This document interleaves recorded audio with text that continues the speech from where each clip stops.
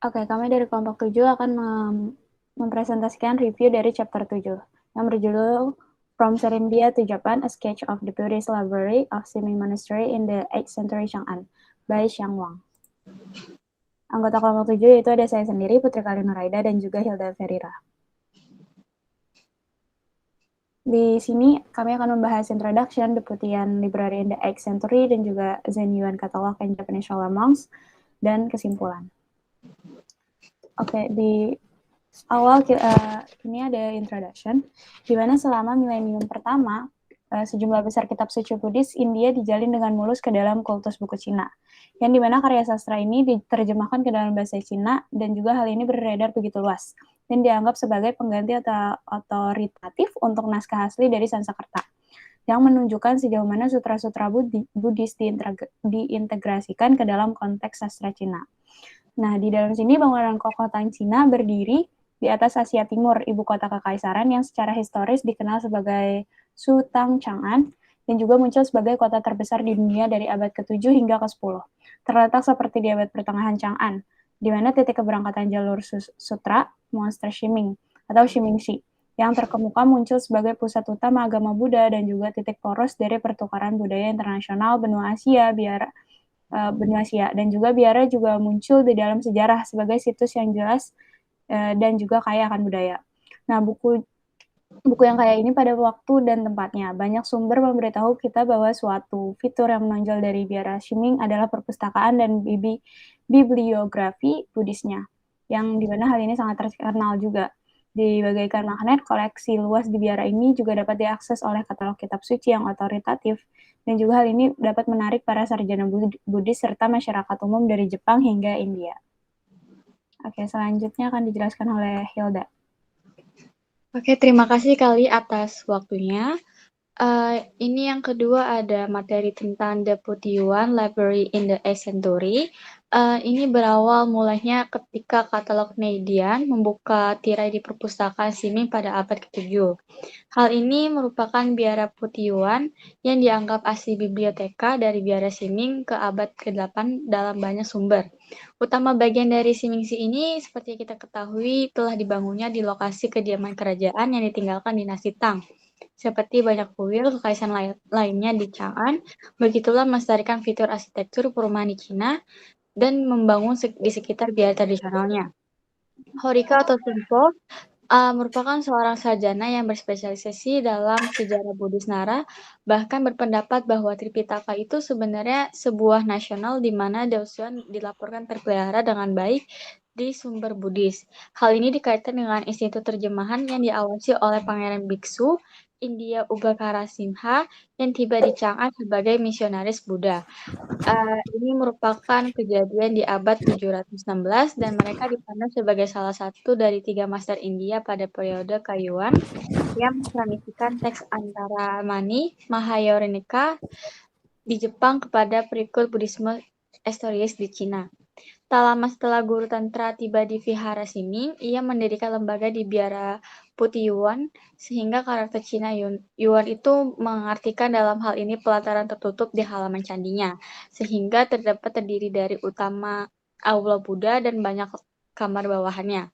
Biara Putyuan juga mungkin salah satunya dari 13 biara Buddha yang besar di biara Siming yang disebutkan oleh Tang. Hal ini kita bisa berpendapat bahwa gelar putih atau bodi ini bukanlah hal yang unik di ibu kota Chang'an karena biara besar lainnya yang terletak di daerah Pingkang atau Pingkangpang adalah dikenal sebagai biara putri atau bodi. Dan selanjutnya ini dalam Tripitaka dijelaskan oleh Dao Suan pada pertengahan abad ke-7, Abhidharma Mahesi Bahasa Sastra dibuat dalam 20 peti buku yang lokasinya tepat dari di perpustakaan Siming awal persis ditentukan dalam katalog Neidan. Pada banyak kesempatan seperti ini, ketika lokasi utama terjemahan berada di tempat lain, sudah menjadi kebiasaan bagi para pejabat gereja Siming untuk membuat salinan dari karya-karya tersebut sehingga dapat memperkaya perpustakaan mereka sendiri. Biksu Cendikawan ini merupakan seorang yang terkemuka di Yuanzhou pada abad ke-8 dan telah berpartisipasi sebagai amanuensis dalam penerjemahan baru Yatamsastra, menyalin kitab suci dan membawanya kembali ke Simingsi dan berkesempatan Hal ini dibuktikan oleh kesaksian tentang peran Paguyuan Timur atau Dongge yang terletak di Biara Putiyuan sebagai dapur resmi Tripitaka Simi yang terkenal, yaitu tahun ke-14 Zenyuan dari Tang Besar. Boleh di next.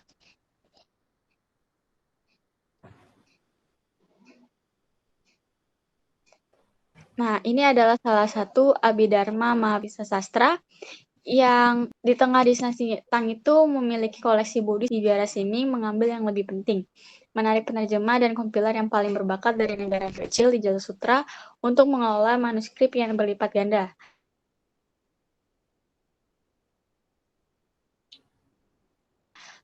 Kami juga menganggapkan bahwa kajian dari sumbernya dari perpustakaan Pituan, koleksi dan katalog kitab suci yang hadir dan hidup berdampingan di Biara Siming. Boleh next.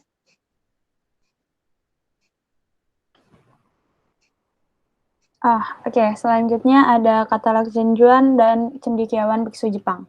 Jadi di sini setelah 6 tahun penerbitan Addendum Yuanshao untuk katalog Kaiyuan pada bulan keempat tahun 800, status Biara Shiming sebagai gudang nasional konon Buddhis ditingkatkan dengan dekret Kaisar Dezong, yang dimana Kaisar Dezong ini memerintah di tahun 779 sampai 805.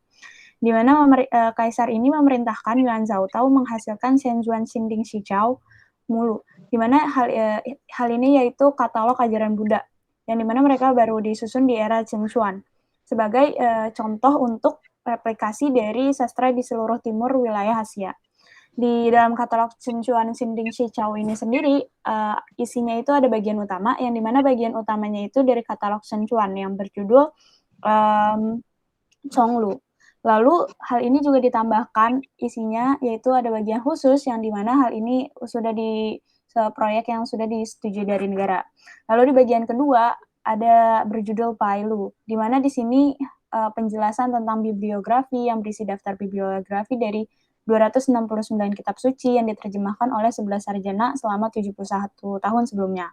Lalu di bab terakhir, yaitu Fasiskal 30, di mana di bawah rubrik Buru Suang Mulu, yaitu katalog karya yang dikecualikan dari Tripitaka, ada 118 teks apokrif, dan juga dimulai dengan Mi Ching Chang Li Ching. Terus hal ini yaitu Sutra Prajurit Vajra dengan jejak tersembunyi, dan diakhiri dengan Kawang Kuan Shin Ching, yaitu Sutra Avalokitesvara Raja Gao. Dan hal ini diidentifikasi sebagai karya yang apokratif. Lalu selanjutnya,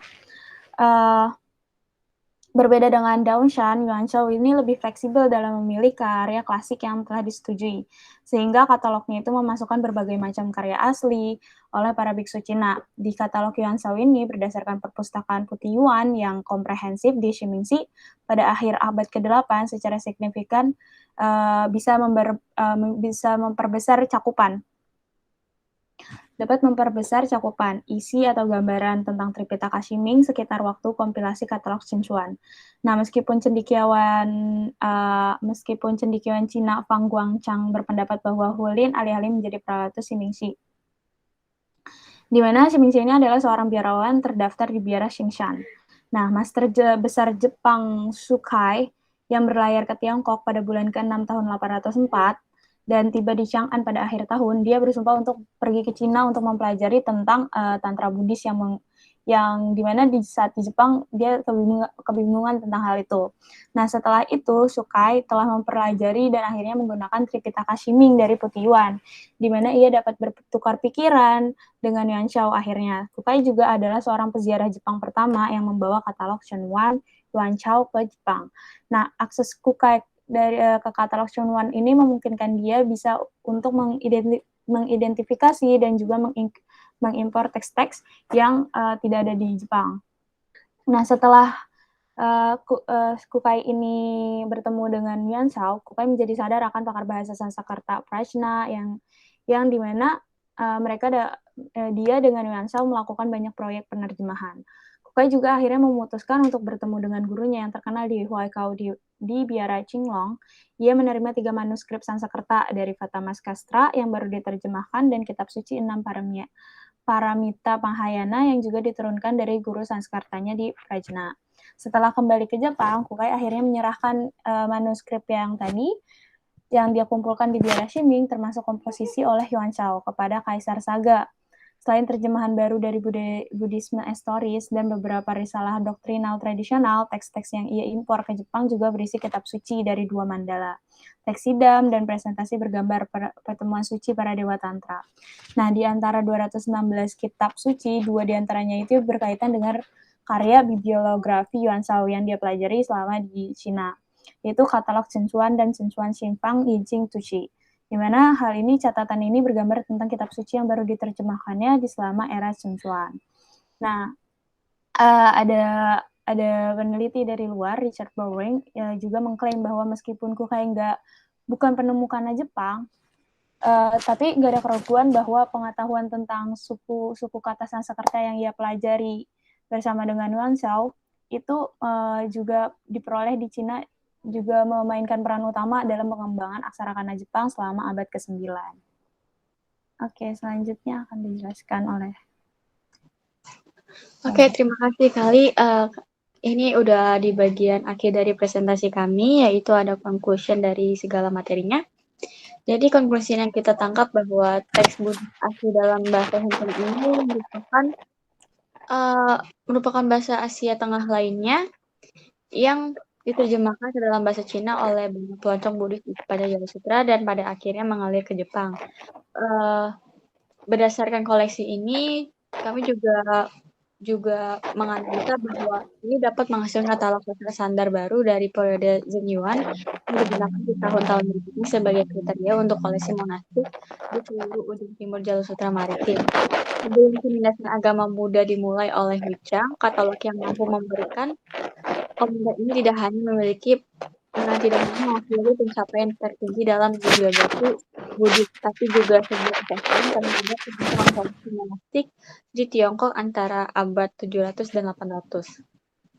Singkatnya, Biara Shiming ini adalah titik awal yang sangat baik untuk penyelidikan sejumlah topik budaya manuskrip Buddhis di sepanjang jalur sutra, termasuk koleksi monastik, bibliografi Buddhis di sejarah yang kaya dari pertukaran antar negara antara Australia, Cina, dan Jepang abad pertengahan kuno, koneksi dan jaringan yang ditempuh oleh penjelajah pemberani dan misionaris Buddha kuno saat ini meremajakan sebagai cetak biru dari Belt Road Initiative terungkap dengan sendirinya. Terlepas dari kemajuan yang dibuat oleh para sarjana studi Buddhis, hal ini menyelidiki hubungan antar budaya di negara-negara jalan silknya.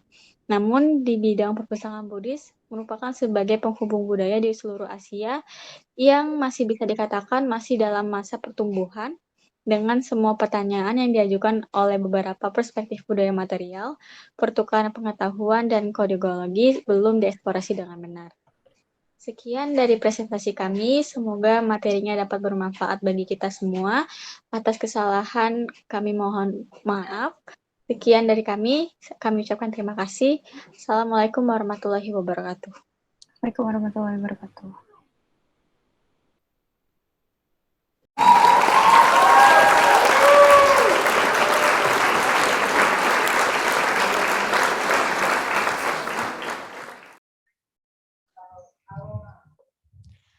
Assalamualaikum warahmatullahi wabarakatuh. Selamat pagi, selamat siang, selamat sore, selamat malam teman-teman semuanya dan Mas Laude.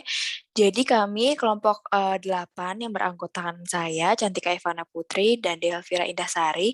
Pada kesempatan kali ini kita akan membahas mengenai bab 8 dari buku Silk Road to Belt Road oleh Nazrul Islam dengan judul pada bab ini yaitu China's Soft Power, Culturalizations Along the Belt Road Corridors.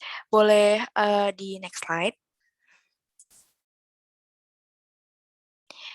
Jadi di bagian pendahuluan ini, penulis memperkenalkan Xi Jinping sebagai tokoh yang menggagas adanya The Belt Road Initiative, yang mana gagasan ini telah menghasilkan kegiatan-kegiatan yang luar biasa, kayak memfokuskan manfaat ekonomi dan finansial dalam bisnis. Jadi dengan memastikan pemodal dan berbagai negara itu mengunci dirinya dalam gagasan ini, dan juga dapat mendapat manfaat ekonomi dalam bentuk perdagangan, maka program ini bertujuan untuk menghadirkan adanya kemajuan industri dan keuangan, yang mana ini dihasilkan dari pembangunan infrastruktur. Lalu juga penulis berpendapat bahwa Cina menggunakan 2 elemen kunci, yaitu pendidikan dan filantropi, yang mana ini berpengaruh dalam memperluas jangkauan global di dalam pengembangan BRI ini, seperti lahirnya cekungan budaya pada batas-batas negara. Lalu juga pembentukan cekungan budaya dan tradisi ini dilihat sebagai tindakan dasar Cina untuk mengarahkan soft power-nya di ekonomi dunia. Next slide. Selanjutnya itu bagian 2, yaitu Legacy of Silk Road to Belt Road Initiative Corridors. Jadi setelah Cina muncul sebagai negara adidaya dan kekuatan global, mereka berinisiasi dan berkecimpung dalam diplomasi global yang menggandeng negara-negara berekonomi lambat dengan memberikan pengaruh budaya dan bantuan keuangan, yang mana ini bentuk dari finansial dan filantropi. Nah, kalau menurut scholar sendiri, ini tuh dilihat sebagai upaya untuk mendapatkan panggung global. Lalu juga di bawah Xi Jinping dan kekuatan ekonominya, ada strategi lain, yaitu dengan mengembangkan sistem alternatif, yaitu pendirian lembaga pembelajaran budaya dan bahasa Cina, yang mana ini bertujuan untuk menyaingi pesaing Barat. Dan menurutnya, ini adalah kekuatan cerdas dengan tindakan-tindakan yang progresif. Jadi sebetulnya sejak abad pertama dan kedua itu Cina udah menjadi pemain global di dalam jalur sutra darat dan laut. Dengan kekuatan maritimnya, mereka tuh udah mendirikan negara-negara sungai dan kapal sepanjang laut selatan untuk memperluas perdagangan dan politik mereka. Nah, bersama dengan pengejaran maritim Zheng He juga terdapat ambisi Cina untuk menjangkau dunia dalam perdagangan dan ekspansi geopolitik. Dan dalam keberhasilan rute perdagangannya, yaitu Camagudao dan Gongcha-Gudao, terdapat pendirian titik kontak, pos perdagangan, dan penyebaran budaya Tionghoa dengan adanya pernikahan. Lalu juga adanya transmisi agama. Terus juga karena ada pergerakan perdagangan dalam jalur sutra ini menyebarkan ideologi Konfusianisme dari Cina, tetapi sebaliknya Islam, Buddha dan budaya Arab itu masuk ke Cina. Bisa dibuktikan dengan seni gerabah di PPT ini, yaitu seni gerabah dengan seni kaligrafi Cina yang dibaurkan dengan tulisan Arab dan seni Islam. Selanjutnya saya serahkan ke Delvira. Silakan Delvira. Oke, terima kasih Cantika. Nah, di bagian ini kita itu membahas alasan mengapa Belt and Road Initiative itu diterapkan atau dikembangkan kembali.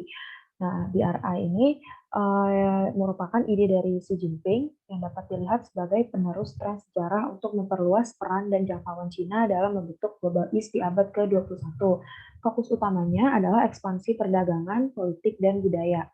BRI ini melalui koneksi infrastrukturnya diprediksi akan membawa berbagai jalur konektivitas masuk dan keluar dari Cina yang memposisikan negaranya sebagai Global East, kemudian memancar ke Asia Tenggara, Eurasia, Afrika, dan Amerika Latin. Penemuan kembali BRI ini berakar pada ideologi reformis politik dan ekonomi Xi Jinping dan keinginannya untuk mewujudkan China Dream. Kemudian pada saat yang sama, hal ini bertujuan untuk mengkonsolidasikan kekuasaannya sebagai salah satu juru terbesar di Cina komunis dan pemimpin dunia di panggung global.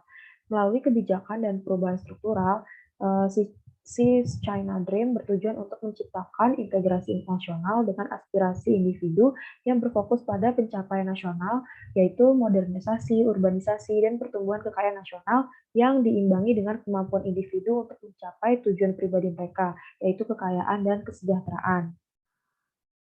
Nah, hal ini akan memungkinkan individu untuk mencapai impian mereka dan mendukung negara Cina dalam menciptakan struktur sosial ekonomi yang memungkinkan Cina lebih adil dan merata. Pada akhirnya, hal ini bertujuan untuk mencapai status negara maju pada tahun 2049 saat Cina mencapai peringatan 100 tahun komunisme. Namun, sayangnya pada saat ini Cina mengalami beberapa masalah dalam negaranya.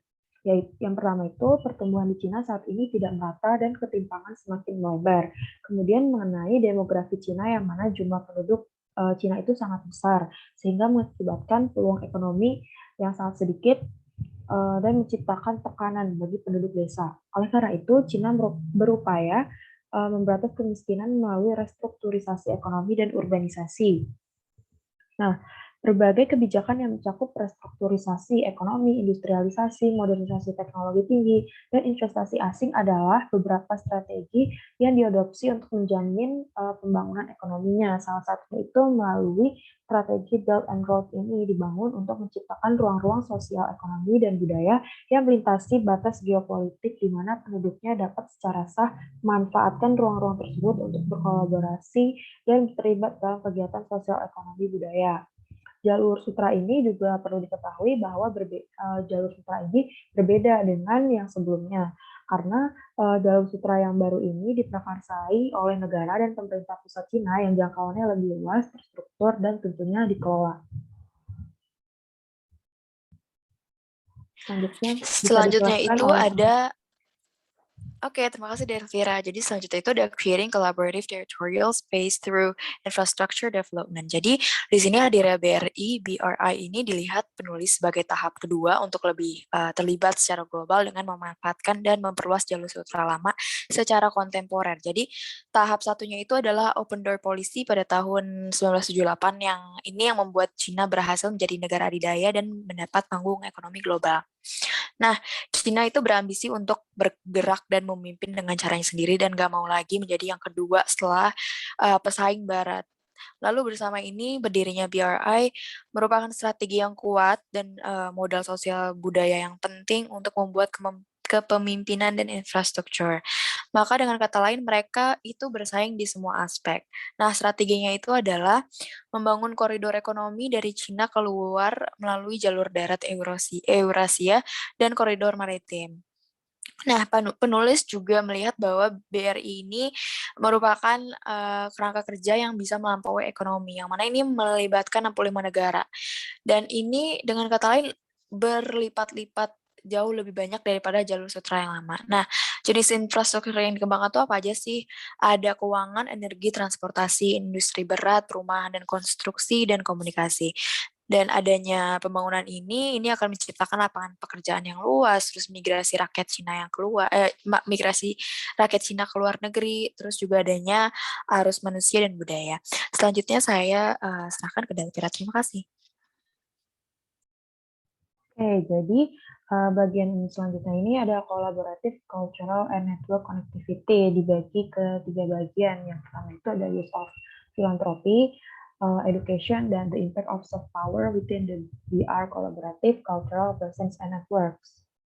Nah, yang pertama itu use of philanthropy ini terbagi menjadi 2. Ada foreign aids dan nanti bagian selanjutnya ada humanitarian aids. Nah, yang pertama ini ada foreign aids, yaitu dalam istilah filantropi, penulis melihat bantuan asing dan bantuan kemanusiaan Cina itu selalu bertujuan ke negara berkembang. Bantuan luar negeri meliputi proyek konkat, barang dan bahan, kerjasama teknis, kerjasama pengembangan sumber daya manusia, bantuan medis dan darurat, program sukarelawan, dan penghapusan utang. Nah, OECD menganggap Cina adalah negara non-OECD yang berkontribusi dalam memberikan bantuan luar negeri tidak teratur. Kenapa tidak teratur? Karena memang di negara anggota OECD itu memiliki bantuan luar negeri yang dikategorisasi. Kemudian mulai tahun 2000 Cina terlihat meningkatkan bantuan luar negerinya untuk menjangkau dunia global. Dari tahun 2000 sampai 2014, Cina menghabiskan 350 miliar USD dalam bantuan luar negeri ke 140 negara berkembang, yaitu setengahnya masuk ke Afrika, sisanya masuk ke Rusia, Kuba, Kamboja, dan Sri Lanka. Sementara prioritas bantuannya adalah ke Asia, Afrika, dan Amerika Selatan. Hal ini menimbulkan kritik bahwa bantuan luar negeri Cina sebagai dalih ambisi ekspansionis hegemoninya. Sementara ada pula pendapat bahwa selama bantuan ini tidak merugikan ekonomi negara penerima, maka hal itu wajar-wajar saja dan tidak menghasilkan pertumbuhan yang diproyeksikan. Nah, di samping ini ada diagram mengenai distribusi sektoral pinjaman lunak dari Cina. Jadi bisa dilihat kalau bantuan dari pemerintah Cina yang keluar ke negara berkembang ini dapat dikategorisasikan ke economic infrastructure, terus ke public facilities, agriculture, industry, dan energy and resources. Nah, paling besar ini bisa kita lihat bantuan itu di kategori economic infrastructure sebesar 61%. Yang kedua ini humanitarian aid atau bantuan kemanusiaan. Ada 3 faktor utama yang mempengaruhi kontribusi bantuan Cina ke negara-negara terdampak, yaitu parahnya situasi krisis, kebutuhan negara tuan rumah, dan hubungan bilateral antara Cina dan negara penerima. Pada tahun 2004, pemerintah Cina membentuk mekanisme respons sistem bantuan internasional, yang mana pemerintah bekerja sama dengan militer untuk memberikan pengiriman bantuan kemanusiaan yang cepat. Jadi, bekerja sama dengan militer ini dalam artian pemerintah itu yang memberikan instruksi dan militer ini yang menjadi logistik yang menyalurkan ke negara-negara tujuan. Nah, pada tahun 2011 Cina memberikan 80 juta US dollar ke negara-negara Afrika untuk membantu korban kekeringan, wabah virus Ebola, dan gempa Nepal. Sejak periode ini juga Cina semakin melibatkan sektor LSM Cina dalam pemberian bantuan. Misalnya sejak tahun 2005 China Foundation for Poverty Alleviation telah memberikan bantuan ke berbagai negara Asia Utara, Tenggara, dan Afrika. Jadi selain melalui pemerintah dan militer, Cina juga melibatkan LSM untuk menyalurkan bantuan luar negerinya. Terlepas dari langkahnya membantu berdasarkan kebutuhan negara penerima, terbukti juga bahwa hubungan bilateral memainkan kunci dalam sejumlah bantuan yang bersedia disumbangkan oleh Cina ke negara penerima. Contohnya, kritikan kecilnya kontribusi Cina sebesar 2 US dollar kepada korban topan Haiyan yang oleh banyak pihak dianggap sebagai kemarahan Cina atas sengketa laut teritorial dengan Filipina.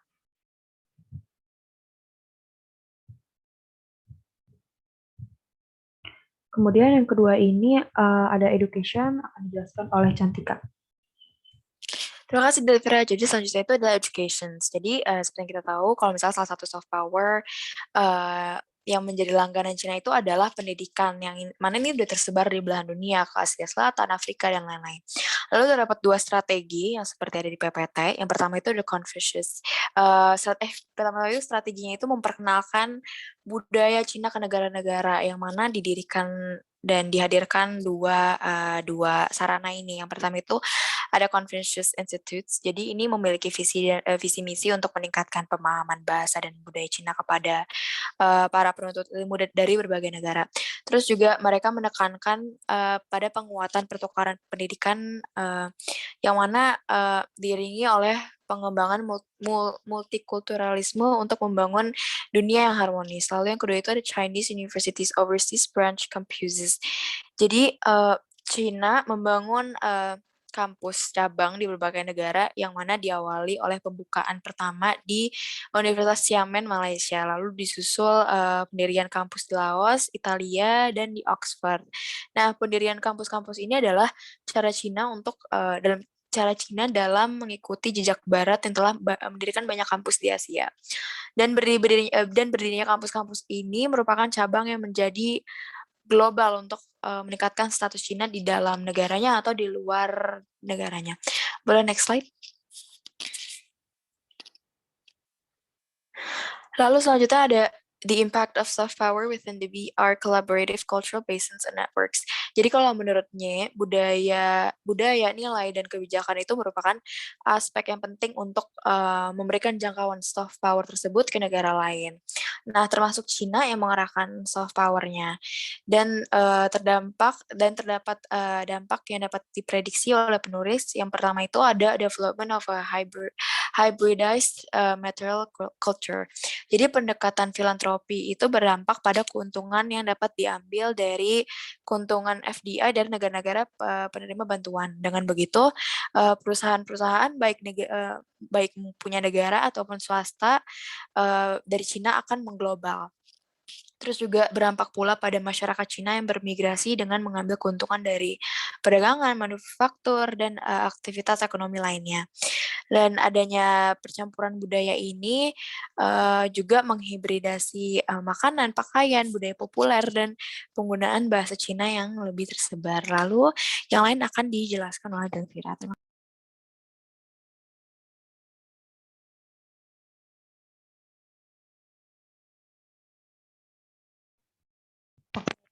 Kedua ini ada development of varieties of Chinese diasporic communities. Pembuatan cekungan budaya akan mendorong mobilisasi orang Tionghoa ke sepanjang jalur ini. Hal ini tentunya membuka jalan baru bagi mereka yang tidak hanya bekerja sebagai pekerja migran, tapi juga membuka peluang mereka untuk mendirikan usaha kecil di sepanjang jalur. Dalam komunitas diaspora ini kemungkinan ada 3 skenario. Salah satunya adalah pembentukan komunitas sementara yang mana para pedagang, kerja, dan profesional untuk sementara berpergian antar rumah mereka dan komunitas diaspora untuk tujuan bekerja. Kelompok kedua yaitu mereka yang telah mendirikan bisnis dan memutuskan untuk tinggal relatif lama di sana. Kelompok ketiga adalah mereka yang memutuskan untuk pindah dan menjadi anggota tetap komunitas diaspora dan telah menjadi penduduk tetap karena beberapa alasan. Nah, alasannya ini kalau kita kembangkan, yang pertama itu ada negara, kenapa mereka mau menetap di situ, karena negara itu cenderung menjadi bagian dari negara maju, dan negara maju itu sangat diinginkan oleh mereka karena menganut nilai-nilai universal tertentu, kebebasan beribadah dan berekspresi, kemudian ada kesetaraan dan pendidikan yang baik. Mereka juga melihat potensi besar di negara tersebut untuk menjadi sukses dan mencapai kekayaan. Selain itu, pernikahan transnasional atau pernikahan antar budaya yang menghasilkan komunitas hibridasi seperti yang dilakukan laki-laki Tionghoa yang menikah dengan perempuan Batak asli di bekas pemukiman Selat Malaya dan Singapura yang menghasilkan selat peranakan.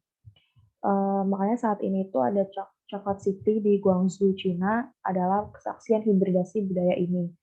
Varietas komunitas diaspora Tiongkok ini cenderung mempertahankan ikatan yang kuat dengan kampung halaman mereka dan masyarakat Tiongkok daratan. Fakta bahwa sekarang Cina menjadi kekuatan global, maka masyarakat komunitas diaspora ini dipandang sebagai orang Cina kaya dengan daya beli yang tinggi. Oleh karena itu, sangat penting bahwa orang Tionghoa yang tinggal di komunitas sepanjang koridor BRI mengambil inisiatif untuk menjangkau komunitas lokal dan tidak mengurung diri dalam komunitas Tionghoa saja. Jadi memang komunitas yang memobilisasi ke jalur ini itu mendapat manfaat dengan berkolaborasi dalam meningkatkan ekonominya. Kemudian yang ketiga ini ada development of culture development. Oke, terima kasih Delvira. Jadi yang terakhir dalam di impact ini ada the development of cultural tourism. Jadi pengembangan wisata adalah merupakan salah satu harapan juga dari gagasan BRI ini, yang mana penulis berpendapat bahwa wisata budaya itu merupakan kegiatan ekonomi yang penting karena akan menghasilkan keuntungan yang besar. Tapi penulis juga melihat akan adanya dampak negatif yang akan menimbulkan ketegangan. Jadi adanya aktivitas wisata budaya yang dieksotisasi dan dikomoditikan memungkinkan akan terjadi ketegangan dan konflik. Nah, inilah hal yang harus diwaspadai dalam bidang wisata dengan memikirkan strateginya agar wisata budaya tidak disalahgunakan. Penulis juga melihat bahwa individu, lembaga, serta negara yang terlibat itu harus menetapkan kebijakan dan kerangka kerja agar dapat melindungi komunitas dan penduduk yang terkena dampak saat berlangsungnya wisata. Lalu yang terakhir akan dijelaskan oleh Delvira. Terima kasih.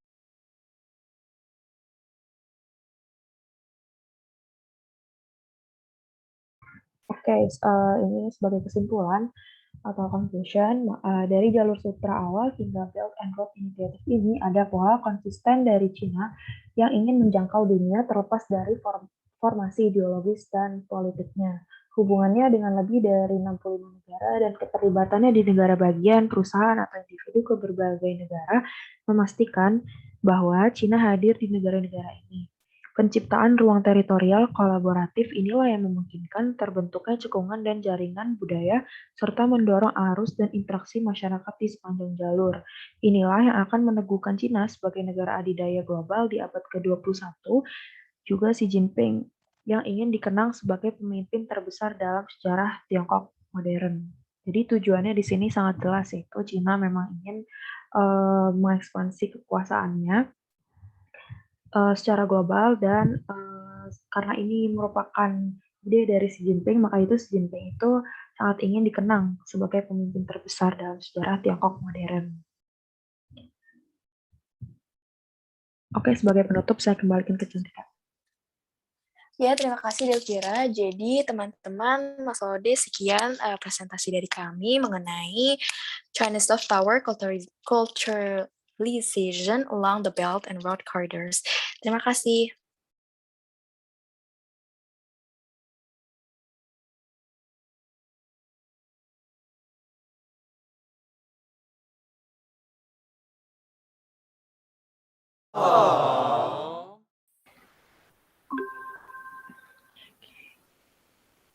Udah ya? Udah ih. Kelihatan nggak? Masuk nggak? Masuk. Gue ketawa banget, gue capek banget deh. Astaga, gimana dong? Gue dulu deh. Ya, ulang dong. Ulang ulang. Gak apa-apa kan Mas Laude nanti minta tolong editin ya Mas, yang ininya dipotong. Iya, ya udah. Oke, kita mulai ya. Bismillahirrahmanirrahim. Oke, Assalamualaikum warahmatullahi wabarakatuh. Kami dari kelompok 9 ingin mempresentasikan hasil review kami mengenai chapter 9 yang berjudul Conflict Management Under International and Cross-Cultural Context, Opportunities in the Belt and Road by Charles T. L. Leong. Nah, sebelumnya perkenalkan, nama saya Indah Ryan dan juga teman saya Ophelia Audrey. Di sini kami akan memaparkan hasil review kami mengenai chapter 9. Oke. Kita next sebentar ya. Nah, jadi pertama di sini ada sedikit informasi mengenai chapter 9. Jadi review ini nih merupakan review dari chapter 9 Conflict Management Under International and Cross-Cultural Context, Opportunities in the Belt and Road dalam buku Silk Road to Belt Road, Reinventing the Past, Shaping the Future, yang mana di dalam buku ini setiap chapternya ditulis oleh orang yang berbeda-beda. Dan untuk chapter 9 sendiri merupakan karya tulis oleh Charles T. L. Leong. Chapter ini terdiri dari 7 subbab, yaitu Introduction, Significant Practice of Conflict Management, Commercial Conflict Management, Non-Commercial Conflict Management, Current Development of the Conflict Management Mechanism under the BRI, the Potential of the Current Development for Advancement, dan Conclusion. Nah, ketujuh sebab ini memiliki pembahasannya masing-masing, yang mana menjadi penjelasan dalam bab ini.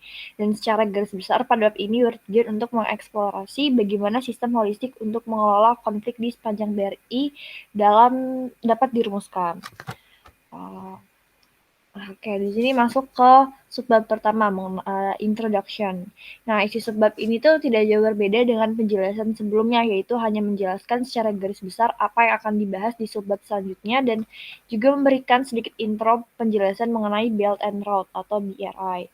BRI adalah kerangka membangun kepercayaan politik bersama, integrasi ekonomi, dan inklusivitas budaya di antara negara-negara dan wilayah yang terlibat. Untuk mewujudkan misi tersebut, BRI merencanakan 8 persyaratan antara lain untuk secara efektif mendorong koordinasi yang terpadu serta ikatan antar masyarakat.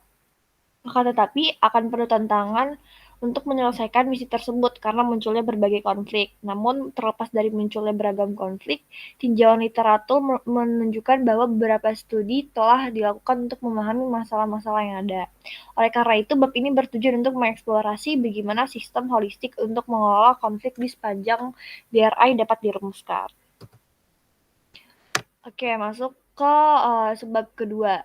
Significant Practice of Conflict Management. Nah, dalam sebab ini nih, penulis mengategorikan inisiatif manajemen konflik internasional atau lintas budaya ke dalam dua kelompok, yaitu komersial dan non-komersial. Hal ini dikarenakan BRI dianggap sebagai kegiatan ekonomi. Contoh-contoh non-komersial yang akan dijelaskan nanti dapat membingkai ulang ruang lingkup bagaimana konflik dapat dikelola. Karena itu, penulis belum menghabiskan semua kemungkinan, tetapi bermaksud untuk mengungkapkan contoh-contoh khas untuk merangsang ide-ide baru untuk merancang sistem manajemen konflik yang berguna dan efektif dalam konteks kompleks BRI. Oke, di sini kan tadi udah disebutkan ya, terbagi menjadi dua, ada commercial conflict management dan juga non-commercial conflict management. Nah, dalam manajemen konflik komersial yang menjadi isu utamanya adalah konflik-konflik yang berat atau kompleks. Dan dalam menyelesaikan konflik tersebut terdapat dalam berbagai cara. Metode yang paling klasik untuk menyelesaikan sengketa internasional yaitu menggunakan pengadilan internasional dan badan-badan banding. Karena batas yurisdiksi di setiap negara, berbagai pengadilan internasional telah dibentuk untuk masalah yang berbeda. Pengadilan semacam ini dibentuk baik oleh kerjasama antar negara atau di bawah otoritas beberapa organisasi internasional. Seperti dalam sengketa perdagangan, sistem penyelesaian sengketa tersebut menggunakan sistem penyelesaian sengketa World Trade Organization atau WTO, karena dianggap yang paling representatif di dunia. Selain itu ada juga cara penyelesaian lainnya, yaitu dengan arbitrase, yaitu arus utama untuk menyelesaikan konflik komersial lintas batas yang didukung oleh upaya internasional saat ini. Komisi PBB tentang hukum perdagangan internasional pun telah mengusulkan seperangkat aturan arbitrase untuk menentukan proses arbitrase secara komprehensif. Nah, tidak hanya sistem WTO dan arbitrase, media lintas batas juga adalah metode alternatif penyelesaian sengketa yang dipromosikan dalam beberapa tahun terakhir. Terlepas dari keuntungan arbitrase, mediasi akan menjadi metode yang lebih hemat biaya untuk menyelesaikan setiap perselisihan dengan gaya damai. Tidak ada otoritas untuk menyelesaikan perselisihan dalam proses mediasi, tetapi seorang profesional mediasi memfasilitasi kedua belah pihak yang berselisih untuk saling bernegosiasi untuk kesepakatan penyelesaian yang dimediasi. Karena kesepakatan penyelesaian mediasi adalah sejenis kontrak, itu hanya dapat ditegakkan dalam yurisdiksi tertentu. Lalu di non-commercial conflict management tidak seperti konflik komersial ya. Nah, di non-komersial ini kepentingan tidak perlu menjadi fokus utamanya. Pertimbangan hak asasi manusia dan pemulihan hubungan juga dapat menjadi isu utama untuk penyelesaian. Mediasi keluarga adalah contoh khas dari manajemen konflik non-komersial. Seperti ISS atau International Social Service, sebuah lembaga swadaya masyarakat internasional yang didirikan pada tahun 1924 telah mengembangkan program mediasi keluarga dalam skala global sejak tahun 2000. Program internasional ini bertujuan untuk menyelesaikan konflik keluarga lintas batas dan negara. Isu-isu mediasi terutama mencakup bagaimana hubungan antar anak dan kedua orang tua dapat dipertahankan, serta melindungi kesejahteraan anak sesuai dengan hak-hak mereka seperti yang diberikan dalam Konvensi PBB tentang hak anak. Oke, selanjutnya bisa dijelaskan oleh Audrey. Silakan Audrey. Oke, thank you Brina. Jadi selanjutnya adalah current development of the conflict management mechanism under the BRI. Nah, jadi keterbatasan dan tantangan pengelolaan konflik yang ada di bawah BRI ini sebenarnya telah diakui oleh pemerintah dan lembaga profesional yang mendukung perkembangan dari BRI ini sendiri. Nah, inisiatif yang diidentifikasi dalam literatur serta menurut pengalaman langsung si penulis telah dirangkum di beberapa poin yang akan saya jelaskan. Nah, jadi pertama-tama upaya resmi Cina itu untuk merumuskan sistem integratif telah diamati. Pusat mediasi terhubungnya dengan Pengadilan Niaga Internasional Belt and Road pertama diresmikan di Shenzhen pada Januari 2018. Nah, pusat ini adalah organisasi khusus Pengadilan Rakyat Zona Kerjasama Qianhai Shenzhen atau Pengadilan Qianhai yang menghubungkan penggunaan litigasi dan mediasi bersama untuk menyelesaikan sengketa komersial di sepanjang BRI. Nah, menurut panduan Pengadilan Qianhai, penggunaan mediasi sebelum litigasi dapat meningkatkan efektivitas biaya, seperti waktu penyelesaian sengketa harus kurang dari 30 hari secara umumnya. Dan saat ini Pengadilan Qianhai sendiri memiliki yurisdiksi atas semua kasus asing tingkat pertama seperti dari Hong Kong, Macau, dan Taiwan dalam yurisdiksi Shenzhen dengan jumlah paling banyak 50 juta yuan. Nah, pengadilan juga menunjuk penilai-penilai rakyat dari Hong Kong untuk mendukung litigasi terkait. Inisiatif ini sendiri bertujuan untuk meningkatkan kredibilitas yudisial dengan mempertimbangkan sudut pandang para asesor yang hidup dalam sistem sosial budaya yang berbeda dengan Cina daratan. Nah, lalu badan-badan profesional di Cina itu sendiri dan luar negeri secara proaktif mendorong penggunaan dan pengembangan pendekatan inovatif untuk BRI. Ada yang namanya CCP IT Mediation Center yang mengklaim telah menjadi organisasi mediasi profesional pertama dan terbesar di Tiongkok termasuk 42 subpusat. Nah, pusat tersebut telah didedikasikan juga dalam mempromosikan penggunaan mediasi untuk menyelesaikan sengketa komersial internasional. Seperti yang sudah disebutkan pada poin-poin di atas, pusat berkeinginan untuk menjalin kemitraan nih dan perjanjian kerjasama dengan Hong Kong, Singapura, dan bahkan negara-negara lain untuk mengelola konflik komersial di sepanjang BRI. Nah, dengan kolaborasi antara CCPIT itu dan Pusat Mediasi Hong Kong, Pusat Mediasi Gabungan Daratan dan Hong Kong ini juga telah mendirikan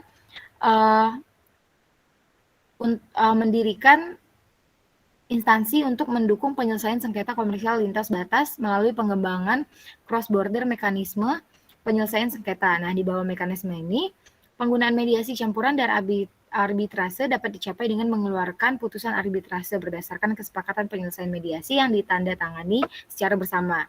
Nah, penciptaan advokat itu sendiri dapat merasionalkan pembagian kerja dalam manajemen konflik. Berbeda dengan peran khas profesional hukum untuk mendukung klien mereka, untuk menenangkan gugatan, tugas advokat juga untuk menyelesaikan sengketa-sengketa. Contohnya seperti untuk mempresentasikan posisi, kebutuhan, dan juga kepentingan pihak dengan cara yang berlawanan dan tidak bermusuhan. Nah, signifikansi dari peran advokat itu sendiri tidak hanya memperkaya dukungan teknis dari manajemen konflik, tetapi juga mendorong penyelesaian holistik para pihak yang bersengketa dengan mempertimbangkan masalah rasional dan emosional. Nah, menurut mereka sendiri, beberapa tugas yang perlu ditandatangani oleh seorang advokat, contohnya seperti menguraikan suatu perkara sengketa yang mengatasnamakan kepentingan pihak yang bersengketa kepada para pemangku kepentingan, termasuk hal-hal yang berkaitan dengan sengketa, namun tidak terbatas pada pihak lain juga seperti mediator dan arbiter.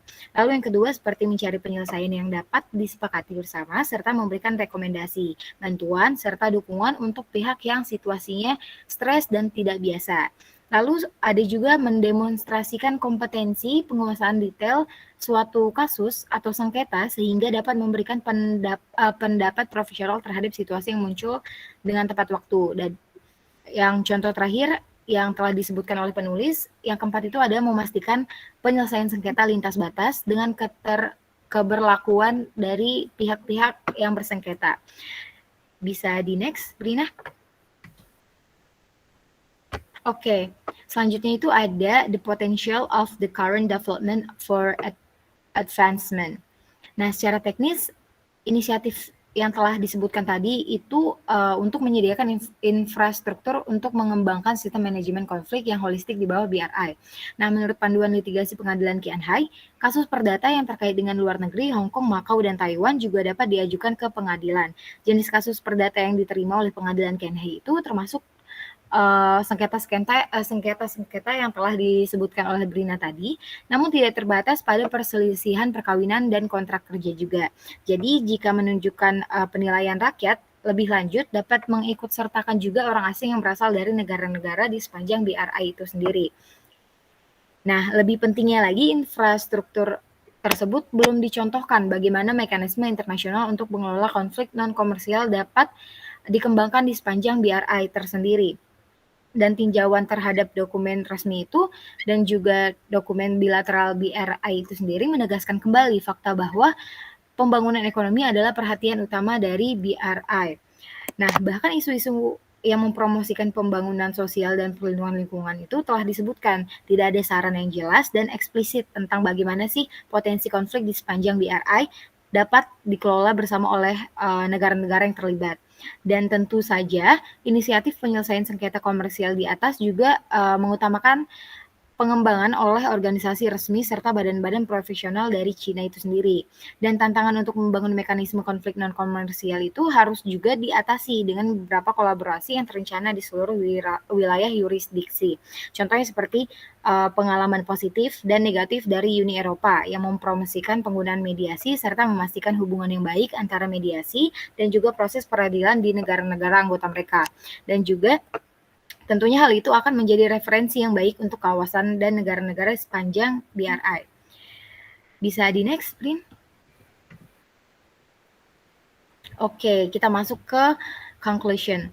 Jadi kesimpulan di chapter ini tuh lebih bertujuan untuk menjelaskan dan juga mengeksplorasi cara yang menjanjikan untuk mengembangkan sistem manajemen konflik holistik di sepanjang BRI. Nah, berdasarkan pembahasan yang sudah kita bahas tadi, potensi konflik di sepanjang BRI itu tidak hanya terkait dengan kepentingan-kepentingan dalam sengketa komersial, tapi juga masalah perlindungan hak asasi manusia, membina hubungan yang harmonis antar kabupaten dan wilayah yang terlibat dalam BRI, dan juga bahkan menjaga pembangunan yang berkelanjutan di kemudian hari.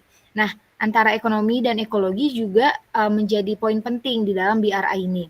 Oleh karena itu, alih-alih inisiatif ekonomi murni, misi membangun masyarakat yang saling percaya politik, integrasi ekonomi, dan inklusivitas budaya di sepanjang BRI itu juga harus selalu menjadi prioritas dan selalu harus dijunjung tinggi.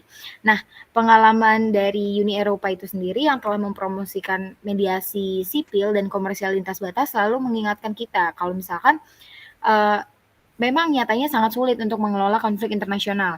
Ini karena keragaman sosial budaya di negara-negara anggotanya juga yang berbeda-beda gitu, serta tingkat kesiapan yang berbeda dalam memanfaatkan inisiatif dari manajemen konflik itu sendiri.